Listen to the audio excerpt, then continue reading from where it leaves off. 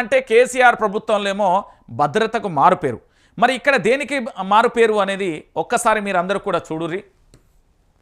ఆడపిల్లకు లేని భద్రత, నగరంలో సినీ తరహాలో రౌడీయిజం, 17 ఏళ్ల బాలికపై లైంగిక దాడికి యత్నం, ఆటోలో వెంబడించి వేధింపులు, బాలికను కాపాడేందుకు యత్నించిన ఆటో డ్రైవర్, అతనిపై కూడా దాడికి దిగిన దుండగులు, బాలిక ఇంట్లోకి వెళ్లి మరీ దాడికి యత్నం, చుట్టుపక్కల వారికి సమాచారంతో సంఘటనా స్థలాన పోలీసుల అదుపులో నిందితులు, నగరంలో సంచలనంగా మారిన ఘటనలు ఒక్కసారి చూడొచ్చు.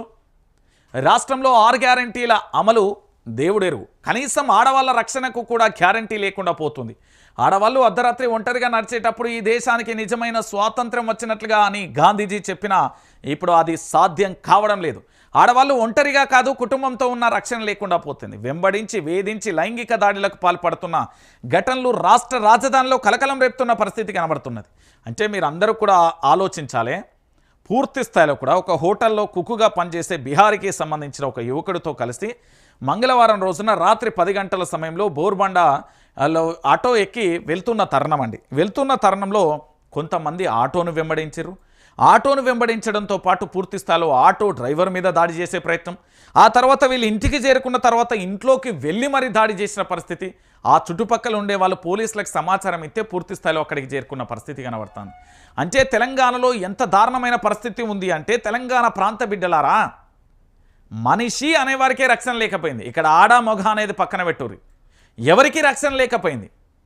రేవంత్ సర్కార్ అంటే ప్రజలకు రక్షణ కల్పించాల్సిన రేవంత్ రెడ్డి సర్కార్ ఈరోజు తెలంగాణ ప్రాంత వ్యాప్తంగా కూడా రక్షణ లేకుండా పోయింది. అంటే ఇంతకంటే దారుణమైన పరిస్థితి ఇంకొకటి తెలంగాణ రాష్ట్ర వ్యాప్తంగా ఉండదు.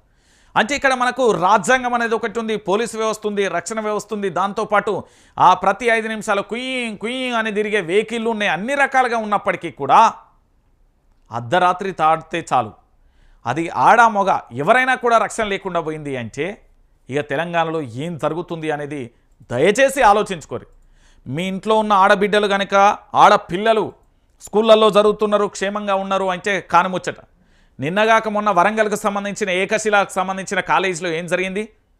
ఓ బాలిక ఆడో బిడ్డ ఆత్మహత్య చేసుకున్నదా? అంటే ఇక్కడ ఏం జరుగుతున్నది? అర్ధరాత్రి వేళ రోడ్ల మీద నడుచుకుంటూ వెళ్ళినా కూడా వెంబడిస్తున్న పరిస్థితి. ఎన్ని రకాలుగా జరగాలనో అన్ని రకాలుగా జరుగుతుంది.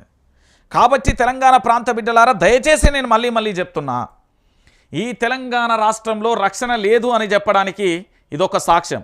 ఇక్కడ పూర్తి స్థాయిలో కూడా హోటళ్లలో పనిచేసి అర్ధరాత్రి వేళ వెళ్ళినా, బీ షిఫ్ట్లలో పనిచేసి వెళ్ళినా, లేదా నైట్ షిఫ్ట్లలో పనిచేసి వెళ్ళినా కూడా కనీసం మగవాళ్లకు ఆడవాళ్ళకు కూడా రక్షణ లేకుండా పోయింది.